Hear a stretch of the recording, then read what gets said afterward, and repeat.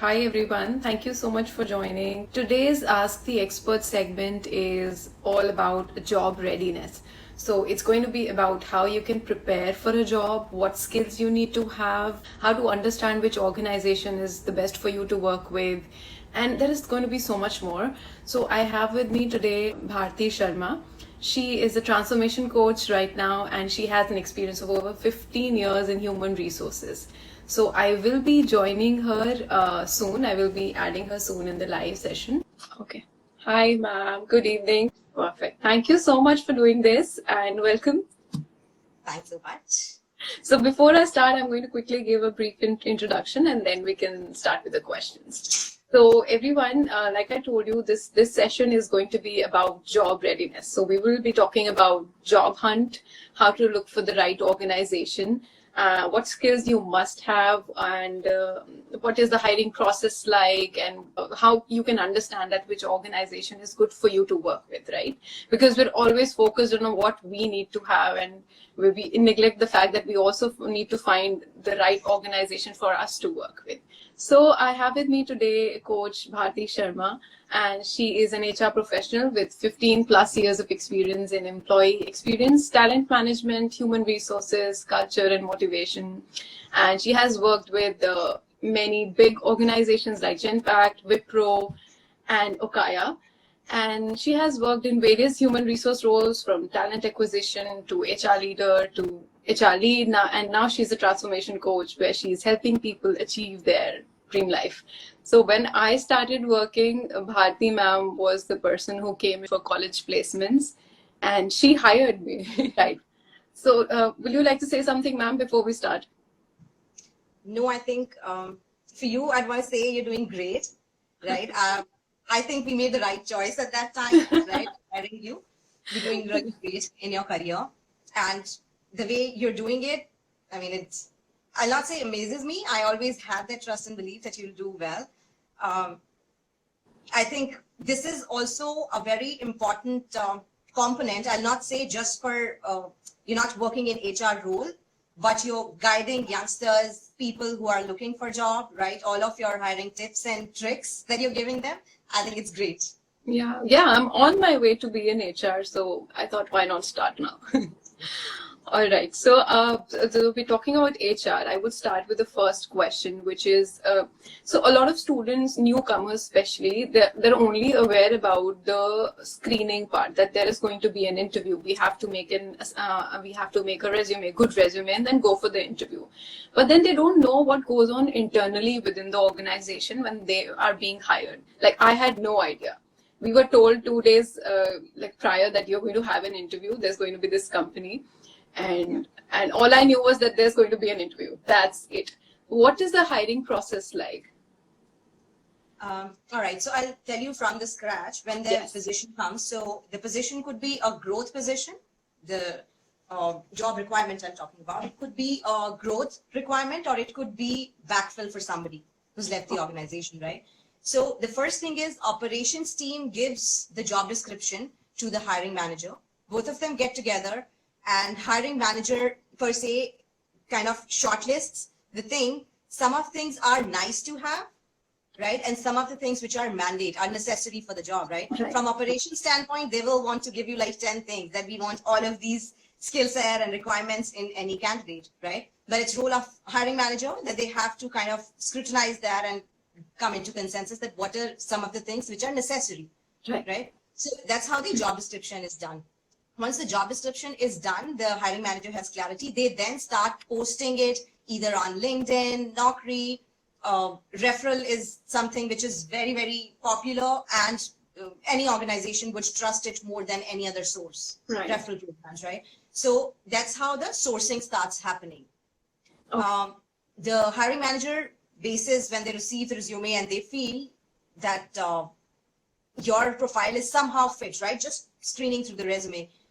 They do give you a call. They do a certain level of screening. They will check your comm skills on the phone, right? On the first preliminary round that they do. They'll check your communication skills. They will check the keywords that operations team has given them, right? They'll check on those things, and then they'll call you up for interview. Given today's scenario, they line you up for operations round online. Right. right? So depending on how senior the position is, the number of rounds of interviews will happen. If it is somebody through, say, campus hiring, or if it is for a fresher hiring, at times it so happens that there are only 2 rounds of interview suffice, right? Where operations team just assess them basis technical abilities. And then the HR round happens where HR actually kind of assesses you on your sensing, thinking, judging abilities. They will put you through different tests, or they will ask you some situation-based questions. And that's when they will then let you know that we'll get back to you in 1 week or 2 weeks. And then they will come back to you whether you've been shortlisted or not shortlisted. And hence on, the offer formalities will take on. Right. Right. So the takeaway is that no matter what the position is, there is going to be a screening round, which will most probably be a phone interview. And then they will probably invite you for the first round of the interviews, right? Nowadays, it's online. Everything is online. And like you said, job description, I wanted to put in here that a job description gives you a lot of what you have to put in your resume as well, right? Because a lot of people just give one resume to every application to apply to. So I think reading job description is very important because it will give you the keywords for your resume. And right, yeah. Like you said, that keywords are important. So the initial hiring would be on the basis of your resume. Right. Even the ATS system that works majorly basis the keywords, right? So it is most important, even when you're doing it through the ATS system, stick to the keywords given. If it is given Microsoft Word, mention the keyword Microsoft Word. Do not mention Microsoft Office. The bot will not, because ATS systems are bot dependent, right? So the bot will not be able to differentiate. Human can, bot cannot. So understand the importance of keywords. Stick to the keywords that are mentioned there. Yeah. I mean, I cannot emphasize more on the usage of keywords in resume, right? Okay, so this question comes from fresh graduates that are there. They don't have much experience. They've hardly done 1 internship or 2, master's graduate or just bachelor graduate students. How do you, as an HR, what are the skills and characteristics you look in fresh graduates, considering they don't have any prior experience? For freshers, what from HR standpoint we look is, number 1 is communication ability. Now, when I say communication, I do not mean how well spoken English you have or how well can you write. Communication would mean how well are you able to comprehend what other person is saying, and how well you are able to put your point across. Right. That would be, and how well you're able to work around with people that you're working with, right? Second would be problem solving ability. When you join a new organization, you might be pampered at your home, but you need to understand when you're joining an organization, you're an adult for the organization. They'll expect you to have basic problem solving ability in terms of to navigate in the new organization. There'll be a buddy aligned, there'll be HR for you, but your mindset should be, you should not, every small problem and you're going to HR, you're going to your buddy, you need to have those basic things in place. Then there is analytical abilities. What that means is you're able to take day-to-day decisions sensibly, right? Understanding what are the consequences are going to be if I do X and if I do Y, right? You do have a capability of working in a team, because even if you're an individual contributor role, you will be required to work as a team. You need to be a team player. Yes. So these are certain things that HR will assess you even if you're a fresher. Right. And I think some of these things are assessed in the initial screening itself. Like some screenings have group discussions to assess if you can be a good team player, how your communication is, and how you participate within a group. And so many organizations these days, Nikita, what they're doing is they are doing this gaming based. Right? The tests, the screening tests that they're doing, first level of assessment after the operations round or before the operations round, there are gaming tests that they have. They'll put you through to play a game. They will assess your judgmental abilities, your analytical skills, your team working skills, all of those things. I mean, it shows them a graph. That's true. It's one of the things that I used to tell my trainees in the placement sessions, that even if you're playing a game like PUBG, it will teach you something. It will teach you leadership. It will teach you how to be a team player. And in fact, I think these games teach you good reflexes, decision-making power. Exactly. That's one very important thing that any organization will look for. How fast are you able to take any decision? and how right it is. Right. So the takeaway is that you need to have good communication skills in terms of how you comprehend. If your point is being, you are able to, deliver it properly or not. And then you have to be a team player. You have to be a problem solver. And what else can you take? Professionalism, I think, is something they slowly learn. Right. But that is the basic expectation, right? I mean, depending on what is the culture of the organization. If it is an organization where you are supposed to wear formal outfit, it is formal outfit. Right. You need to understand that. You cannot just turn up in casual outfit. So those kind of basic ethics, yes. Right. Sure. All right. So this related to the first question itself, because I usually focus on fresh graduates. They are the ones hustling and struggling. I was at one point of time, so I understand what they go through. What are some skills these students and professional skills, students and professionals both, they should develop while they're either studying or they're on their internship to have a successful career in future? Some basic skills. So some of the skills, like I said, anything related to sensing, thinking, judging abilities, be it somebody in senior role or be it somebody in junior role, right? These are certain things which are basic, will be required wherever you go. Right. Decision-making abilities that you really need to work on, regardless of what level that you're working in. Doesn't really matter. Right.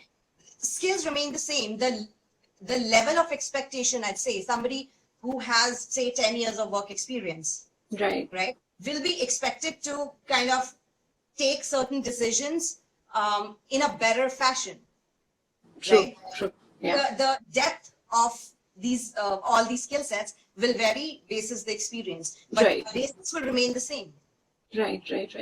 So do you suggest, like I always suggest students to take up as many internships, as many volunteer experiences as you can during your college life? Yes. Because, not just that it gives them exposure and experience, also when you're going to any organization for an interview, right, when you present yourself, I would say mention everything that you've done. You don't know what will click for the organization. True. Yeah. Right? You don't know basis what they might feel that you're apt for this role. Right. True. So I remember while I was being interviewed, and by that time I had a couple of internships on my resume, and they were all in different fields. Some of them were in content writing, some of them were in social media, and I was also working as an event coordinator. So I remember Shivam asked me this question that you have so many different types of internships. What do you actually want to do?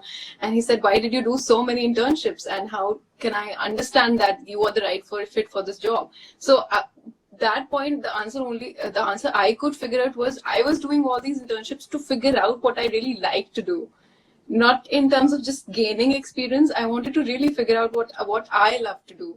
So and from HR standpoint, Nikita, to your point, from HR standpoint, I have always believed best predictor of future behavior for any candidate would be studying their past behavior. Right.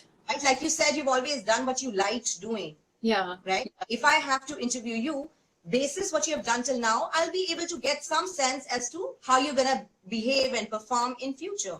Right. True. That has been my thing. I mean, whatever you've done in past, even if you are a fresher, you've never had worked anywhere before, right? But whatever, be it in terms of hobbies, be it in terms of when you were going through your education graph, whatever you've done additionally. Right. Some certification, something additionally that you have done, that counts. Sure. One, fine that we have to work on ourselves before we look for a job. We have to make a good resume. We have to be very good at the interview. But in all this, candidates forget that they also have to find an organization that is good for their well-being. It is also very important because down the line, in like 2-3 months, some people will realize that this is not where I want to work. And that becomes a problem. So what are some ways job seekers can determine if a company is a good fit for them or not? To begin with, Nikita, I had some sense of this when with my 15 years of HR experience. But now, since I'm doing coaching now, right? So I've learned it from that standpoint also. And I want to share that I have got this clarity now as to why do some people are able to stick around with one organization and some leave it so fast. Right? The reason is when our own values do not match with the organizational values is when we don't intend to stay there for long. Right. Some people who are able to stay with one organization for very, very long is because their values match completely. Right. I worked with Genpact for 10 years, right? And now I reflect back and see, I know now that my values were in complete alignment with Genpact, right? And that's why I worked there for so Right. long. So I think what is very important is for us to understand our own values. When I say values, I'd say some things which are very, very, very, very important to you, which you will never kind of compensate on, that you're not ready to let go of. Just one example, integrity, right? For example, integrity for me could be my top value. And if I land up in an organization for which integrity does not mean anything, right? They are into all kind of unethical practices, I will not be able to continue. Right. So when we search for the organization, at the same time, it is important for us to know ourselves well, what are our values, and then look the same values in the organization. Now, how do we know what our organization values? One is to see their vision, mission statement. Right. What is their vision? Where is the organization heading? And second would be to know the culture of the organization, which is very, very important. I mean, if you land in an organization where you're completely culture mismatch for you, you cannot carry on with that organization. It will not work for you, not in the long run. Right. Yeah. So my question is a follow-up of my previous question, that how important is it? Like you said, we have to research about the organization. How important is this researching before applying for the job? And how can students and professionals research about the company? What are some ways they can find out? Like I said, going through the website, you will understand what is EVP of the organization. You will understand the vision and mission the path organization is on. How can you know about organization culture? Is sometimes organization websites have a page regarding culture of the organization. Right. Then LinkedIn is very, very good platform for that. Connect with people who are currently working in that organization and checking with them. Right. Glassdoor is another platform where you can know about the culture. However, if you ask me, I'd say don't emphasize too much on Glassdoor reviews, because as per my experience, what I've noticed is most of the times employees who are very happy or very upset with the organization are the ones who leave reviews there. Right. But LinkedIn, I'd say, is very, very good platform to connect with people, ask them. Anybody will tell you. Right? Nobody's going to say, no, I'll not tell you about the organization. You're not asking anything personal, right? Right. And on LinkedIn, you can see if anybody from your connection to connection is there, right? A player, no A player kind of thing. Right. I think nowadays, I think nowadays they also have this, social media plays a very important part. Most organizations have their social media pages. They have their social media page. In fact, while hiring also, I'm not sure if candidates know or not, recruiters also do check your Facebook accounts, do check your presence on social media. Right. If they're hiring you for some senior role, they will definitely go through your social media presence, how well you place there. Right. Like you said, LinkedIn plays a very important part, the connection thing. How important is networking when someone is looking for a job, even an internship? It is indeed. So many roles that you'll know these days, especially if they are backfill roles, right? We get filled like this. They don't even come on job site. And if they do, because it's a mandate in some organizations that you have to kind of publish it, they will come and they will be closed, right? All of that happens with networking. Now, from organization standpoint, we need to understand why does networking work and why do they want to hire like that? When organization hires somebody through reference, right? Organization is rest assured that candidate is going to be a stable candidate. Why? Because the person who's fetching the other candidate would have briefed about the organization culture. True. The person would already know how the culture is. If the person is still ready to go for the organization and the position and the job, the fitment is there. Right. So do you think LinkedIn is the best best portal where to connect? Yes, I would say yes. Professional network, LinkedIn is indeed the best one. I'd say A player knows A player, different connections, right? You can have access to Right. But I think also there should be some sort of professionalism when we are reaching out to people, because even on LinkedIn, people have started messaging like it's Facebook or Instagram. Yes, yes. Yeah. You have to have some due respect, right? This is a Right. professional network, please. Yeah. Just a Google search of how to message someone on LinkedIn would do. Yes. What message? How should you message? Right. What the content should be? Yeah. What the content should not be? Yes. Right. Yeah. All right. So you mentioned ATS in the beginning, application tracking system. What is it and how does it work? Can you briefly explain that? Yes. So ATS is a system which helps organization collect candidate details, that helps hiring team, because all of this was done manually till a few years back, which is a mammoth task, right? To maintain Excels, computer crashes, everything goes away, right? I've worked in hiring initial years of my career, so I know it's tedious, right? So ATS really comes to help there. It'll help collect all the information, be it candidate details, be it which state, as in till where the interview status is, offer, joining dates. You can track all of that data. You can get insights on click of buttons, right? Okay. And it's really helpful specifically for hiring team, operations team to get the skill set specific details or anything of that sort. Right. From candidate standpoint, ATS, like I said, keywords is really one thing that you need to focus on. Right. Second would be reading the instructions which are given when you're updating your profile, right? If it says update in PDF format, please update in PDF format. Right. Because if you do it in Word format, it will not accept, your application will not go through. Right. So it is really important, whatever details or information is given, it's important for you to kind of go through the details. Right. So ATS mainly works with the resumes, right? Initial screening goes through application tracking system, and then they look for certain keywords in the resume and then shortlist students or people. So bot does that. Bot does that. Hiring managers do not do it. Based on the keywords, they match from the resume. And that is why I'm saying it is very important for you to put the exact keywords which are mentioned in job description. So artificial intelligence. That's how the functionality is. Right. Bot will just pick up your resume, see if those keywords are there, and will kind of say, okay, this is the match. Right. If there is mismatch in the keyword, there is mismatch in the format you have updated the resume, it will not go through. Right. You're out. Right. Do you think also the template of the resume, like nowadays we have so many fancy softwares which create beautiful resumes, that also creates a glitch? Keep it simple. Bot is not able to understand, right? I mean, humans can. We look at, oh, there is a picture, there is a table and all of that. So try and keep it as simple as you can, because that is another reason why it'll just go out and it'll not go through. So a black type against a white font.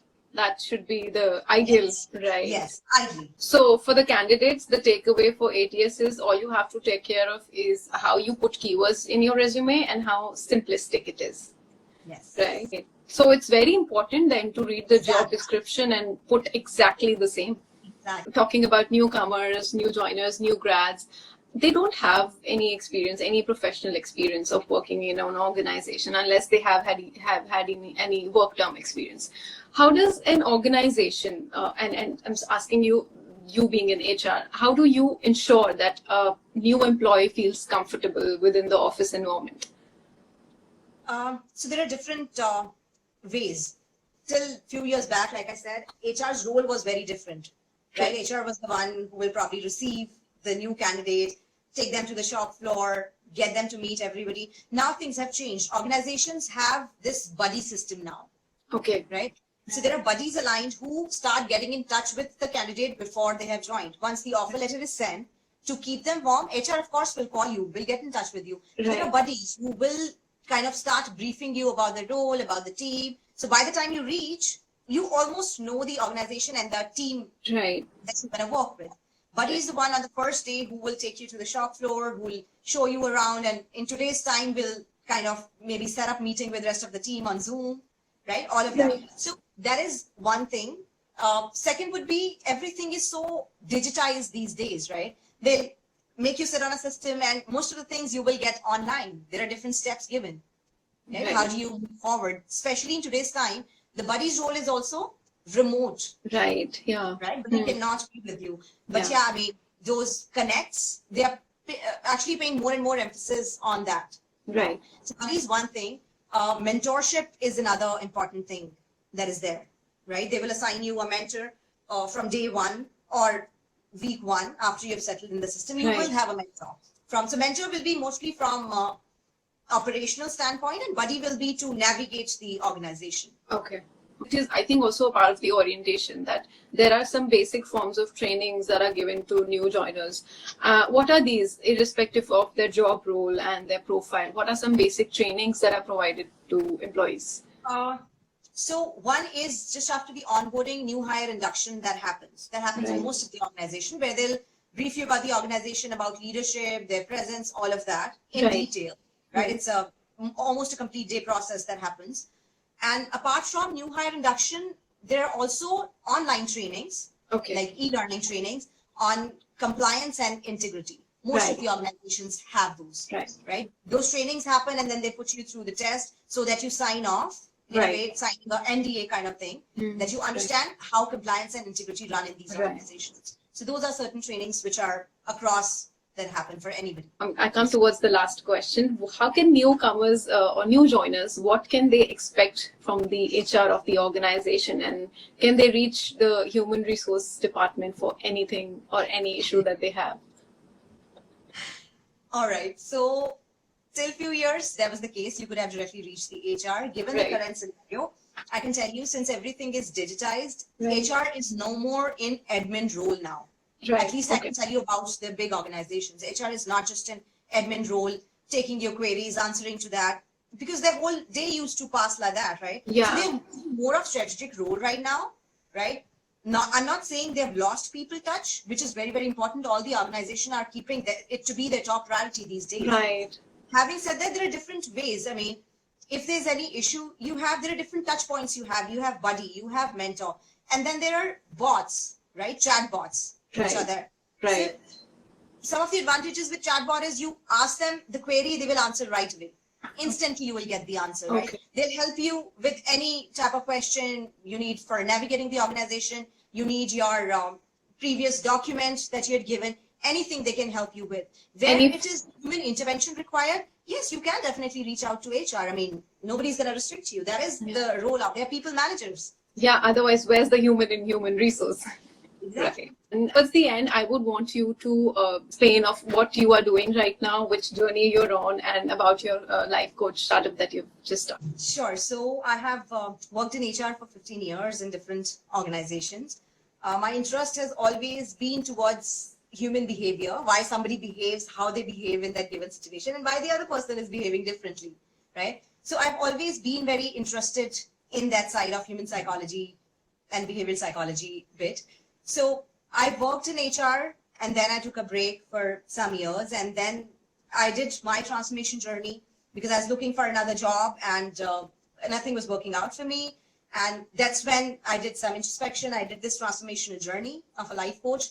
It has worked wonders for me. I'm altogether a different person now, right? So I'm carrying on, and I really want to help other people transform their lives. I think now is the time. It's like the need of the hour, because it's been, 1.5 years that all of us are stuck at home, and everyone is frustrated inside and questioning their existence. So right now is when you need it the most.